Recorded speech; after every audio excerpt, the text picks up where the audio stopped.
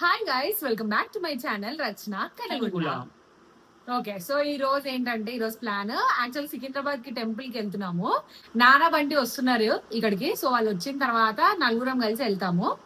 So mummy రావట్లేదు అనమాట, ఈ రోజు మేము నలుగురమే వెళ్ళేది. అండ్ నిన్న సికింద్రాబాద్ బోనాలు జరిగినాయి. ఈ రోజు మండే, ఈ రోజు అమ్మవారి వేషాలు అవి వేసి మొత్తం ఊరేగింపు అంతా ఉంటది. సో ఈ రోజు అక్కడికి వెళ్తున్నాము. ఈ రోజు అమ్మవారి వేషాలు అవన్నీ వేసుకొని చేస్తారు బోనాలు. తెలంగాణ వాళ్ళకైతే అందరికి తెలుస్తుంది ఏం జరుగుతుంది ఈ రోజు ప్రాపర్ గా.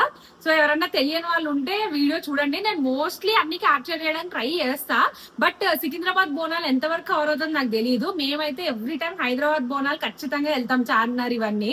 So Hyderabad Bonalu next week ఉంది, అది కూడా నేను కంపల్సరీ వ్లాగ్ తీస్తాను. అది చూపిస్తా, అదైతే కొంచెం ప్రాపర్ గా చూపిస్తా. కానీ ఈ రోజు కొంచెం డౌట్ నేను ఎట్లా తీస్తానో. టెంపుల్ విజిట్ అవైతే తీస్తా వ్లాగ్ లో. సో అది మ్యాటర్. నేనైతే ఫుల్ ఎక్సైటెడ్ ఉన్నా, ఎందుకంటే నేను ఆల్రెడీ ఆఫీస్కి వెళ్ళి వచ్చి నీరసంగా ఉంది. బట్ స్టిల్ బోనాల నుంచి ఇంకా నా ఫేవరెట్ సీజన్ అంతా స్టార్ట్ అనమాట.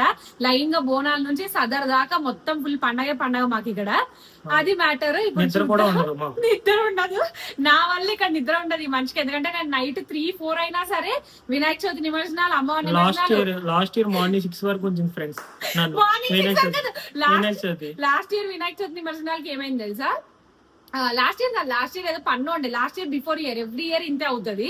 మార్నింగ్ 6 దాకా ఉన్నాడు రాజు, బంటి, నేను, నాన్న. వీళ్ళకి నిద్ర వస్తుందని చెప్పి రాజుని బంటి మార్నింగ్ 6 కి నిద్ర వస్తుందని చెప్పి వీళ్ళిద్దరిని ఇంటి దగ్గర దింపేసి నేను డాడీ మళ్ళీ నెక్లెస్ రోడ్ పోయి 10:30 దాకా ఉండి 10:30 వరకు నిమజ్జనాలు అన్ని చూసి, ఇంకా చాలా ఉన్నాయి అప్పటికి కూడా. ఇంకా సరేలే 10:30 అవుతుంది కదా అని చెప్పి అప్పుడు నేను నాన్న మళ్ళీ వచ్చి పిస్తా హౌస్ లో టీ తాగి ఇంటికి వచ్చి అప్పుడు నేను పడుకున్నా.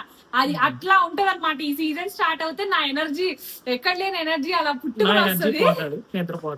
ఇప్పుడు బోనాలు ఫుల్ నైట్ అంతా తిరుగుతాం, ఫుల్ చూస్తాము. వినాయక చవితి, దసరా, తర్వాత సదర్ కి కూడా అంతే. ఆ బర్రెలన్నా వెళ్ళిపోవాలి రాత్రి 2-3 అన్ని వెళ్ళిపోయేదాకా చూస్తాం అనమాట. ఆల్రెడీ బంటి ఇంకా నాన్న స్టార్ట్ అయిపోయామని ఫోన్ చేశారు, అందుకే మధ్య మధ్యలో వీడియో కట్ చేయాల్సి వస్తుంది. స్టార్ట్ చేసినారు, ఇప్పుడు నేను వెళ్ళకపోతే వాళ్ళు ఫోన్ల మీద ఫోన్లు చేస్తారు. సో అది మ్యాటర్. అక్కడికి వెళ్ళిన తర్వాత వ్లాగ్ కంటిన్యూ చేద్దాం. Okay bye. ఓకే, సో నాన్న వాళ్ళు స్లోగా వస్తున్నారు అనమాట. నాన్న బంటి కొంచెం మెల్లగా వస్తున్నారు. సో అందుకే ఇక్కడ వెయిట్ చేస్తున్నాము, ట్యాంక్ బండి దగ్గర వెయిట్ చేస్తున్నాం వాళ్ళ కోసం అని చెప్పి. బండి పక్కన ఆపుకొని వెయిట్ చేస్తున్నాం. వాళ్ళు వచ్చిన తర్వాత మళ్ళీ వెళ్తాం. వెయిట్ చేస్తున్నాం వెయిటింగ్. మేమైతే ఇప్పుడు సికింద్రాబాద్లోని ఉజ్జయిని మహాకాళి టెంపుల్కి వెళ్తున్నాం గైస్. సో తెలంగాణ వాళ్ళకైతే అందరికీ బోనాలంటే ఏంటి అనేది తెలిసే ఉంటుంది. బట్ వేరే వాళ్ళు చాలామందికి అసలు బోనాలంటే ఏంటి, ఎందుకు జరుపుకుంటారు, అసలు దాని హిస్టరీ ఏంటి అనేది తెలియదు. మనకి రోడ్ పైన బోనాలు ఇవన్నీ కనబడతాయి, సెలబ్రేషన్స్ ఫుల్ గ్రాండ్గా అమ్మవారు వేషాలు వేసుకుని వెళ్ళడము ఇవన్నీ చూస్తారు, ఎంజాయ్ చేస్తారు. బట్ దాని హిస్టరీ ఏంటో తెలియదు. సో నేను తెలియని వాళ్ళందరికీ అసలు బోనాలంటే ఏంటి అనేది చెప్పాలనుకుంటున్నాను. బోనాలు స్టోరీ తెలియాలంటే మనం బ్యాక్ టు 1813కి వెళ్ళాలి గైస్. 1813లో హైదరాబాద్లో ఒక భయంకరమైన ప్లేగ్ వ్యాధి స్టార్ట్ అయింది. థౌజండ్స్లో మనుషులు చనిపోయారు అండ్ సిటీలో అందరూ సఫర్ అవుతున్నారు. అదే టైంలో హైదరాబాద్కి చెందిన కొందరు సోల్జర్స్ మధ్యప్రదేశ్లో ఉన్న ఉజ్జయినిలో డ్యూటీలో ఉన్నారు. ప్రతిరోజు ఇక్కడ జనాలు చనిపోతున్నారు, వాళ్ళ ఫ్యామిలీ మెంబర్స్ చనిపోతున్నారు అనే న్యూస్ తెలుసుకుని ఎంతో బాధపడి ఉజ్జయినిలో ఉన్న మహాంకాళి టెంపుల్కి వెళ్ళి, తల్లి హైదరాబాద్ని కాపాడు, ఈ రోగాన్ని ఆపు, నువ్వు మా సిటీని మా జనాల్ని కాపాడితే మేము నీ విగ్రహాన్ని హైదరాబాద్లో స్థాపించి నీకు గుడి కట్టి లైఫ్ లాంగ్ బోనం సమర్పిస్తాం అని మొక్కుకున్నారు.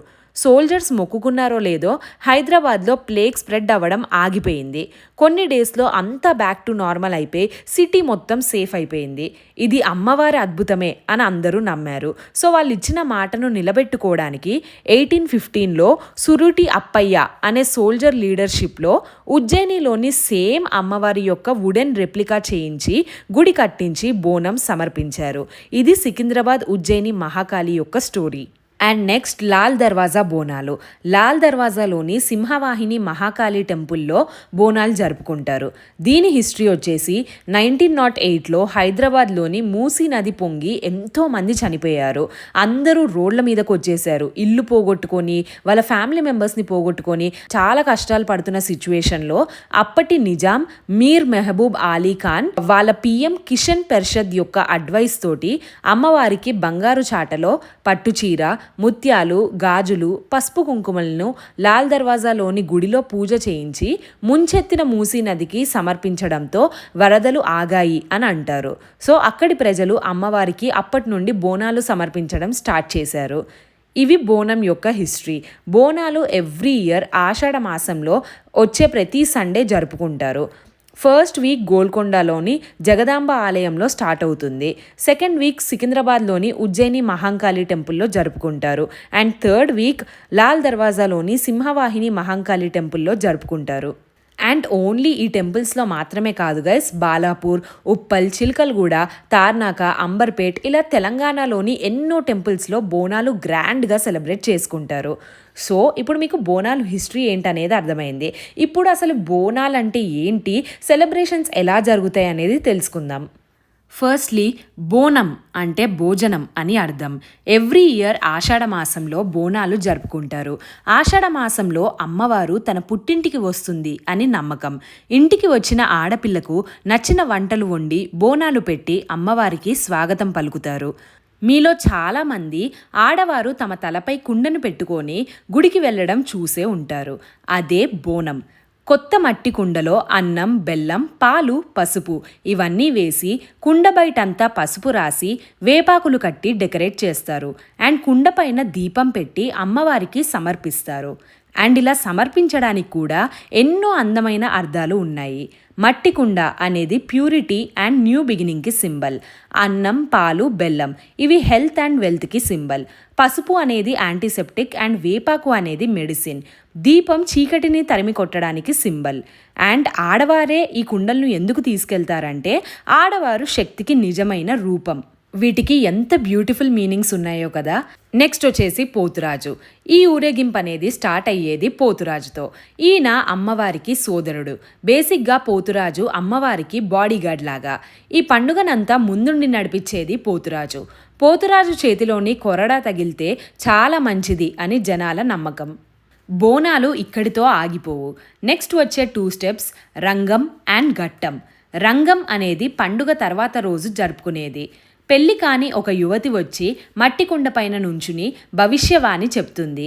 ఆమెలో అమ్మవారు ఆవహించి ఫ్యూచర్ ప్రెడిక్షన్స్ అంటే రాష్ట్రంలో ఏం జరుగుతుంది, వర్షాల గురించి, పంటల గురించి ఇలా ఎన్నో విషయాల గురించి చెప్తుంది. రంగం తర్వాత పండగలోని ఆఖరి స్టెప్ ఘట్టం. ఘట్టం అంటే అమ్మవారి ప్రతిరూపమైన కలశం. దీనిని యూజువల్గా పంతులు తమ తలపైన పెట్టుకుని కానీ లేదా కొన్ని చోట్ల ఏనుగు పైన కానీ ఊరేగిస్తూ డప్పులతోటి ఆటపాటలతోటి హ్యాపీగా సెలబ్రేట్ చేసుకుంటూ తీసుకెళ్ళి నీళ్ళల్లో నిమజ్జనం చేస్తారు. ఇక్కడితో ఈ పండగ ఈవెంట్స్ అన్నీ ఎండ్ అయినట్టు. అండ్ మీకు ఇంకొకటి తెలుసా, తెలంగాణ ఒక్క state guys which has 2 official state festivals. ఒకటి బోనాలు, ఇంకొకటి బతుకమ్మ. సో గైస్ ఇది బోనాలు పండగ అండ్ దాని హిస్టరీ. బోనాలు అనేది జస్ట్ ఒక పండగ మాత్రమే కాదు, it's a promise and it is showing gratitude. చాలా మంది సెలబ్రేషన్స్ని ఎంజాయ్ చేస్తారు కానీ దాని వెనకాల ఉన్న స్టోరీ తెలియదు. సో నేను ఇది చెప్పడానికి రీజన్, ఇప్పటి నుంచి మీరు ఎప్పుడైనా ఈ సెలబ్రేషన్స్లో పార్టిసిపేట్ చేసినా చూసినా మీకు దీని మీనింగ్ అంతా తెలిసి చూస్తే ఇంకా బ్యూటిఫుల్గా కనిపిస్తుంది. సో మీ ఫ్రెండ్స్కి కానీ ఎవరికన్నా తెలియని వాళ్ళు ఉంటే వాళ్ళకి ఈ వీడియోని ఫార్వర్డ్ చేయండి, లేదా బోనాలంటే ఏంటనేది మీరే ఎక్స్ప్లెయిన్ చేసి చెప్పండి. సో ఇంతసేపు బోనాలంటే ఏంటనేది ఎక్స్ప్లెయిన్ చేశాను కదా. ఇప్పుడైతే మీరు వీడియోని చూసి అందులో ఉన్న ఆ ఫెస్టివ్ వైబ్, ఆ సౌండ్స్, ఆ పాటలు అవన్నీ మీరు కూడా ఎంజాయ్ చేయండి. అండ్ ఇక్కడైతే ఫస్ట్ చూడండి రాజు ఏం చేస్తున్నాడో. అక్కడ చిన్నపిల్లలది జెయింట్ వీల్ ఉంటే సీరియస్గా వెళ్ళి నేను కూడా జెయింట్ వీల్ ఎక్కచ్చా అని చెప్పి ఆయన అడుగుతున్నాడు అనమాట. ఆయన లేదు దబాంగ్ అంటే మళ్ళీ వచ్చాడు.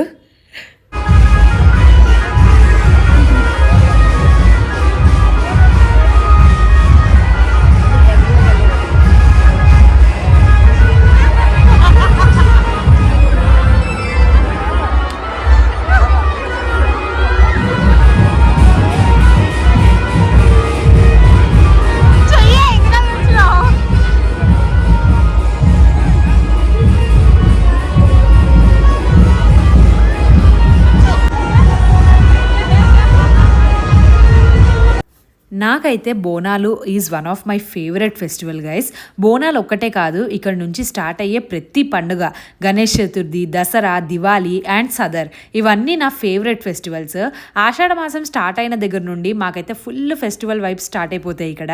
మేమైతే ఈ పండుగలన్నిటికీ నైట్ అంతా రోడ్లపైనే ఉంటాము. నాకైతే ఎక్కడ లేని ఓపిక వస్తుంది వీటికి, ఎన్ని గంటల నుంచోమన్నా నుంచుంటాను. అండ్ పాపం మా నాన్న అయితే అసలు ఎంత ఓపిక లేకపోయినా నా గురించి నైట్ అంతా నుంచునే ఉంటాడు. అండ్ యాక్చువల్గా ఆ రోజు సంకట చతుర్థి అనమాట. సో డాడీ ఓన్లీ నైట్ ఒకటే పూట తింటాడు, మార్నింగ్ నుండి ఉపవాసం ఉండి. సో ఐస్ క్రీమ్ తిన్నానా, ఏం తింటావు అని చెప్పి ఊరికే అడిగిన క్వశ్చనే అడిగి ఇరిటేట్ చేస్తున్నాం అనమాట. ఐస్ క్రీమ్లో ఎగ్ కలుస్తుంది, నేను ఇక్కడ ఏం తినను అని చెప్తున్నాడు.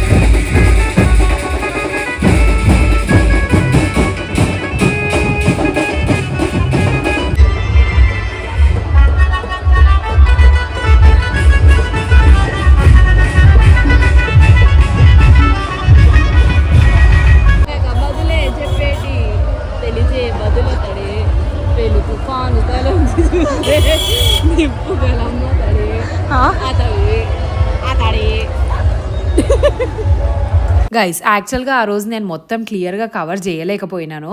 ఫస్ట్ వచ్చేసి టెంపుల్ మీరు చూసి ఉంటే వెనకాల వీడియోలో నేను వాయిస్ ఓవర్ చెప్పేటప్పుడు టెంపుల్ చూపించాను. టెంపుల్ అయితే అసలు ఎంత బ్యూటిఫుల్గా డెకరేట్ చేసినారో, నాకైతే అసలు అక్కడ టెంపుల్లోనే ఉండిపోవాలనిపించింది. అసలు లోపల మొత్తం ఇట్లా ఫ్రూట్స్ తోటి, ఫ్లవర్స్ తోటి సూపర్గా ఉంది డెకరేషన్.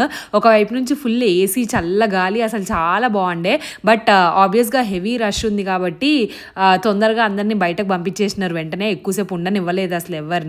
అండ్ ఇంకొకటి ఏంటంటే అమ్మవారి వేషాలు ఇవన్నీ, అంటే మాతా వేషాలు వేసుకుని డ్యాన్స్ చేస్తూ ఇవన్నీ చాలా బాగుంటాయి. అది యాక్చువల్గా నా ఫేవరెట్ పార్ట్ అనమాట ఈ బోనాల్లో. బట్ అదంతా నేను కవర్ చేయలేకపోయాను, ఎందుకంటే ఆ రోజు చాలా రష్ ఉంది. అండ్ మేము యాక్చువల్గా మిస్ అయ్యాము. మీకు ఒక గోపురం లాంటి డెకరేషన్ చూపించాను కదా మధ్యలో, అక్కడ నుండి లోపలికి వెళ్తే చాలా వేషాలు ఉన్నాయి. బట్ చాలా రష్ ఉండడం వల్ల ఈసారి వేషాలు ఏంటి ఏం పెట్టలేదు, ఎందుకు పెట్టలేదు అని అనుకున్నాం. మేము వచ్చేసాము. నెక్స్ట్ డే చూస్తే టీవీలో న్యూస్లో వచ్చిందనమాట. అబ్బా మిస్ అయ్యామని చెప్పి చాలా ఫీల్ అయ్యాను. సో సికింద్రాబాద్ అయితే నేను కవర్ చేయలేకపోయాను. బట్ ఈరోజు సండే కదా, రేపు మండే రోజు అమ్మవారి వేషాలు ఇవన్నీ హైదరాబాద్ బోనాల్లో ఉంటాయి. సో అవన్నీ నేను ఖచ్చితంగా కవర్ చేసి మీకు వ్లాగ్లో చూపిస్తాను. So stay tuned. టిఫిన్ తినడానికి వచ్చినాను గైస్. నేను గట్టిగా మాట్లాడు గాయ్. నేను దోశ, ఇడ్లీ తింటా. నాన్న ఏం తింటాడో నాకు తెలియదు. ఏం తింటున్నావు? Idli with loaded salt. చట్నీలో సాల్ట్ ఎక్కువైంది.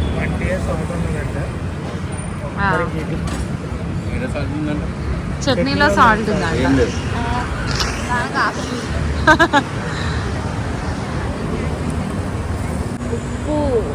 ఉప్పున్న చట్నీ.